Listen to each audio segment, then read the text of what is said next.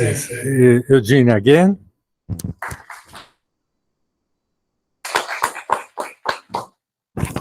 Thank you, Eugene.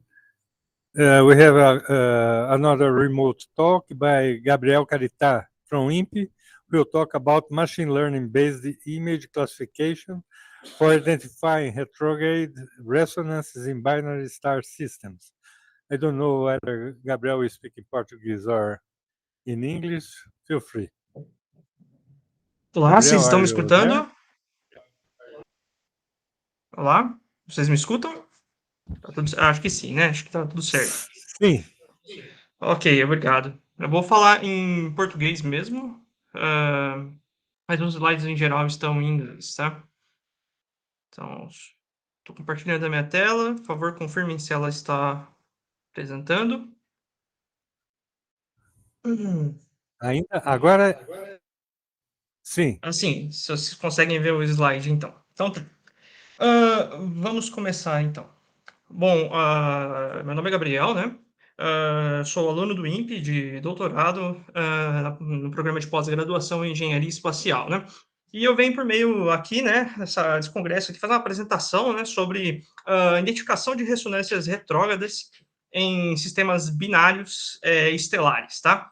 Esse trabalho, ele teve muito esforço de muita gente aí, e também muito financiamento, não foi algo muito simples, e vocês vão verificar o porquê já já. Bom, vamos lá. Em geral, a gente vê aplicações de machine learning na astronomia aí já faz algum tempo, e agora na área de dinâmica isso tem crescido conforme os anos passam, né? Próprio Smirnov, agora de pouco estava falando, né? A gente tem o professor Karuba aí também, né? E, no geral, os trabalhos de machine learning, eles vão envolver alguma técnica, tá? E nesse quesito, eu vou falar especificamente sobre as redes neurais, né, no caso, as convolucionais, e os trabalhos que tem na literatura, no geral, eles se baseiam sobre reconhecimento de imagem, né, mais especificamente do ângulo ressonante. Então, como funciona o reconhecimento de imagem, né? De forma bem generalizada, né, a gente tenta reproduzir aí o que o nosso cérebro faz, né, através de, de uma transformação de uma imagem com determinados pixels em uma certa matriz, e a partir disso a gente faz uma série de cálculos lá dentro daquela matriz e pega o output daquilo para comparar com aquilo que a gente tem ou não, tá? De forma bem generalizada é isso. Por que isso é importante? Bom, primeiro de tudo, eu, como dinamicista aqui, né, meu mestrado foi na Unesp, né, e eu estudei dinâmica, especificamente dinâmica do problema retrógrado. Então, essa é a minha base e esse foi um dos motivos do estudo, né. Então, para a gente entender como aplicar tudo isso, a gente tem que falar um pouquinho sobre o problema retrógrado e sobre a dinâmica retrógrada no geral. A gente sabe, né, que na formação de sistemas solares, no geral, no próprio sistema solar, né, a maioria dos movimentos vão estar em coplanares entre si, né, principalmente quando a gente está falando de órbitas próximas, né. Eventualmente, pode acontecer eventos astronômicos, como, por exemplo, colisões ou encontros próximos com planetas gigantes, e isso pode ejetar algum asteroide do sistema, fazendo com que esse asteroide seja capturado por um outro corpo também gigante em um movimento retrógrado, tá? E qual que é a diferença do movimento retrógrado? Ali embaixo eu tenho uma imagem, né, que indica a forma mais simples de você entender o movimento retrógrado, né? Principalmente quando a gente está falando de ressonâncias, isso é importante. É um movimento no sentido contrário daquele usual, né? Esse é o movimento retrógrado. A gente tem um caso de um exemplo no sistema solar, na verdade tem vários casos, mas acho que o mais famoso é o asteroide BZ, né? Que ele está em ressonância orbital com Júpiter, né? Ressonância é simplesmente uma razão de períodos, né? No caso, uma ressonância orbital retrógrada, tá? E a pergunta que não fecha de ponto, assim, que é uma coisa que a gente tem que parar para pensar se isso acontece com asteroides, né? Por que isso não poderia acontecer também com exoplanetas, né? Algum tipo de exoplaneta ser capturado em um sistema binário ou um sistema planetário mesmo e acabar sendo capturado em uma ressonância retrógrada, né? Porque a gente sabe que após toda a migração desses sistemas, isso vai acabar caindo numa cadeia de ressonância de alguma forma, de forma generalizada, tá? E a partir da formação de um sistema mesmo, isso não pode acontecer, né? A gente não vai ter órbitas altamente inclinadas formadas no sistema por conservação de momento angular. Essas órbitas só vão existir a partir de captura, né? Bom, e no geral, a gente identifica, né, ressonância retrógrada do mesmo jeito como você identifica uma ressonância prógrada ou até mesmo uma ressonância secular, por exemplo, tá? Eu estou falando especificamente aqui no caso de ressonâncias do tipo de mean motion, né? Você usa um ângulo ressonante, tá? E, de novo, a gente cai na situação, o ângulo ressonante, ele também pode ser classificado utilizando imagens, você também pode classificar simplesmente fazendo o cálculo desse ângulo ressonante, tá? Bom, agora aqui eu vou falar um pouco sobre o problema dos binários, tá? Por quê? Recentemente a gente teve esse paper aceito aí numa revista chamada Nonlinear Dynamics, tá? Onde eu fiz um estudo bem intenso e consumiu muito do meu tempo sobre sessões de Poincaré para tentar entender como funcionava toda a dinâmica planar, né, nesses sistemas, dinâmica retrógrada, né, em um problema onde você tem um circumbinário estelar, né. E aí você consegue gerar superfícies de seção, né, e você vai ter ressonâncias nesses sistemas binários e, por consequência, você vai ter frequências. Qual que é o grande problema? Se você for fazer um estudo completo, você vai ter que analisar um grande range de dados, né, um volume de dados muito grande, porque senão você não vai conseguir estudar tudo que você precisa estudar nesse sistema. Vai ter que ficar quebrando, vai demorar muito, não é eficiente, né? Por que a gente não consegue identificar ressonâncias nesses sistemas como a gente identifica em sistemas que não são binários? O problema é que, nesses casos, os elementos orbitais eles não são mais válidos, tá? Ou seja, você não consegue mais utilizar o ângulo ressonante para estimar a ressonância. Você tem muita perturbação nesse problema e aí o problema de dois corpos, ele deixa de existir, tá? Além disso, quando a gente está falando do problema circular restrito de três corpos, existe um detalhe muito importante a se falar, é que as frequências ressonantes nesses problemas elas não vão ser exatas. Como, por exemplo, você pode ter uma ressonância coorbital com um período de 1,3 e não 1,0, como é esperado, né? Justamente pelo fato de ser um problema circular. No problema elíptico, ele já tem que ser exato, isso é matematicamente provado, já em alguns artigos muito antigos. E aí, o que a gente resolve? Né? A gente sabe que as ressonâncias elas vão ter shapes, né, formatos, que a gente consegue classificar através de imagens. Né? É aí que a gente consegue unir o machine learning com esse tipo de análise. Bom, como que a gente faz isso, né? Aqui eu tenho um exemplo de uma figura onde eu incluo várias órbitas, né, com vários tipos de ressonância, dando nomes para as classes dessas órbitas, e eu simplesmente construí, né, um modelo de rede neural convolucional, né, e fiz uma série de treinamentos extensivos e retreinos em cima dessa minha rede neural para estimar e tentar encontrar famílias de órbitas periódicas ou quase periódicas em sistemas binários estelares, tá? É, a gente usou uma série de camadas aí, até chegar numa otimização perfeita para esse tipo de problema. A gente tem um problema sério nesse tipo de situação, que é onde você vai ter muitas órbitas indefinidas, porque você pode ter ressonâncias que você não está querendo olhar, por exemplo, ressonâncias de ordem muito grande, ou você pode ter bifurcações dessas ressonâncias. Você também pode ter, além disso, órbitas que vão colidir, órbitas que vão escapar, e tudo isso tem que estar incluso no seu modelo. Ou seja, você vai ter um imbalance data muito grande aí em cima, né? Então, isso é algo que a gente tem que tomar cuidado, tá? Mas a gente aplicou uma série de camadas, técnicas de dropout, e chegamos a algumas conclusões sobre os pixels da imagem, que não importa se essa imagem não precisa ser muito grande, ela pode ser pequena. A gente faz uma otimização relativamente curta, né, de 60 épocas, para fazer construir esse modelo e fazer essas previsões, né? E a partir disso a gente pode comparar alguns resultados com a literatura, né? Então na esquerda aí a gente tem as famílias periódicas, né, que eu obtive com o meu algoritmo em machine learning, e na direita você tem algumas famílias periódicas, tá? Obtidas pelo Cotulas em 2020, e nesse caso aqui a gente consegue calcular o ângulo ressonante, porque é um caso onde eu estou querendo validar, eu estou estudando o caso planetário, né?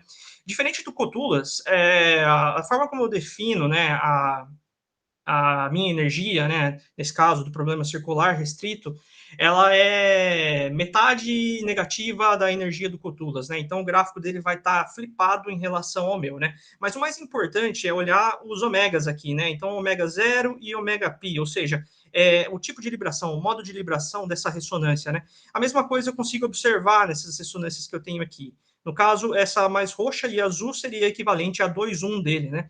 Então, como é se esperado, as ressonâncias elas vão bifurcar da família circular, né? Então, essa curva toda que está aqui é a família circular, enquanto todas as outras são as ressonâncias, e quando a gente tem uma ressonância do tipo 2,1 ou 1,2, os centros ressonantes vão ter bifurcações em centros ressonantes diferentes, tá? Então, a princípio, né, a validação e a predição da primeira parte do modelo foi um sucesso, a gente consegue observar as mesmas famílias, né? Além disso, o Cthulhu só obtém órbitas periódicas, eu obtenho também as órbitas quase periódicas, tá? Isso tem uma vantagem em cima desses modelos. Claro, o modelo não é perfeito, mas a gente consegue ter uma ideia inicial. Agora sim, né, partindo disso, a gente consegue fazer um modelo agora especificamente para o caso de binários, tá? Então a gente pegou, fez a integração das equações de movimento, utilizou um método de integração, plotamos as órbitas, investigamos, escolhemos quais foram as órbitas, as ressonâncias que queríamos investigar, né? Escolhemos as razões de massa para esse tipo de problema, fizemos uma estabilidade de. O plot era de uma estabilidade bem curta, 10 períodos, porque a gente está olhando inicialmente para aquelas que vão sobreviver num grid muito grande, para depois fazer uma verificação da estabilidade mais longa, utilizando o Magnum com rebound, por exemplo, tá? Então, aqui a gente tem alguns resultados, né, para os casos supermassivos, né? Então, na figura na direita, a gente consegue ver alguns exemplos de ressonância, tá? Em preto, a gente tem o caso onde é o caso planetário, essas ressonâncias vão ter padrões muito simples, né? E elas não vão mudar com a razão da massa aumentando. Só que a hora que você chega num limite de massa muito grande, a hora que seu sistema começa a se tornar um binário mesmo, com massas equivalentes, 30% da massa total, 40%, as órbitas elas vão se deformar, elas vão continuar sendo ressonâncias, mas elas vão ter uma deformação, e isso precisa ser retreinado no seu modelo.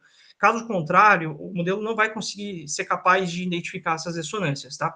E aí, na figura abaixo, aí eu tenho uma imagem que demonstra aí o caso binário específico, né, duas massas idênticas, e aí eu apresento algumas famílias de soluções periódicas ou quase periódicas que a gente encontra, e à direita tem o Magnum, né, ou seja, a estabilidade mais longa dessas órbitas que foram encontradas, provando que a maioria delas aí que foram encontradas vão ser estáveis, né, e está tudo dentro de acordo com o esperado e bate com os resultados daquele paper que foi publicado na revista Non-Linear Dynamics, né? Outros resultados que a gente pode ter aqui também para massas mais baixas, onde você tem 10% da massa, aparecem famílias de ressonâncias orbitais nesse tipo de problema, e isso é muito interessante, isso permite com que a gente consiga estudar não só o problema retrógrado, também como o problema prógrado, ou como qualquer outro problema que inclua superfícies mapas de Poincaré, vamos supor, colocar desse jeito, tá?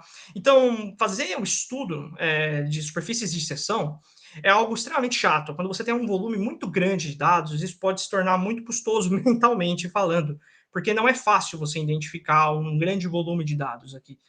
Utilizando machine learning, isso torna-se algo mais simples de fazer, porque cada ponto que eu obtive nas figuras mostradas atrás é o equivalente a uma seção de Poincaré, onde eu identifiquei um determinado range de ressonâncias, tá? Como, por exemplo, tem aqui nessa figura a ressonância 1, 2, né? Identificada aqui, a órbita circular também identificada aqui.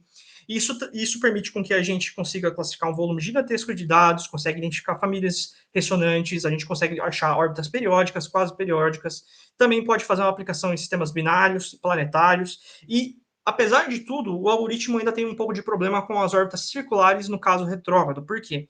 No caso retrógrado, a cor orbital, quando tem uma excentricidade muito baixa, ela vai parecer muito com uma órbita circular, e isso o algoritmo teve um pouco de dificuldade de resolver.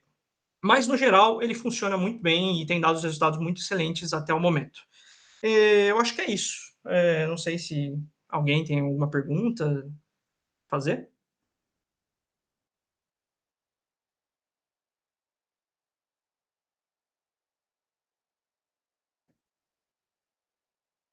Otton, é, Oi.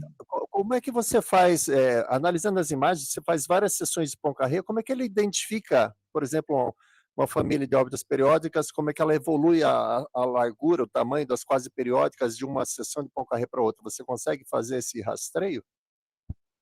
É possível fazer esse rastreio. Isso é algo que eu estava tentando fazer, mas a gente tem que limitar no quão quase periódico essa órbita tem que ser. E isso vai depender do input que você está dando para o seu modelo. Então, sei lá, vamos supor que você tenha uma órbita quase periódica, que ela tenha uma certa amplitude. No caso de binário, você não consegue identificar essa amplitude, você não tem ângulo ressonante, mas você tem uma certa amplitude, você sabe que essa amplitude não varia muito com o tempo, ao longo de 100 mil anos. Você pega essa órbita em específica, ensina para o modelo e consegue ver, né, a partir de vários exemplos, considerando todos os modos dissonantes, você consegue simular seções por carré variando os constantes de energia, né? E você consegue encontrar exatamente a família, como que ela vai se comportando, a largura dela, tudo. Dá para fazer o estudo completo, desde que o input seja aquilo que você quer. A chave está no input.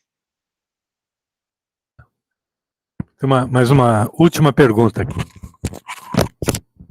Oi, tá me ouvindo, Gabriel? Oi, sim.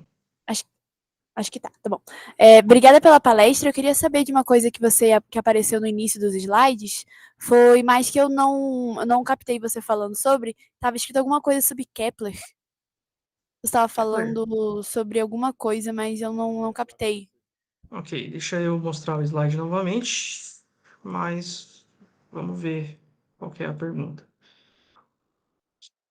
Então, você diz aqui, nessa parte aqui? Não sei se você está conseguindo ver a tela. Certo. Qual que é o problema aqui? A gente define elementos orbitais no problema de dois corpos, né? Onde você não tem perturbação.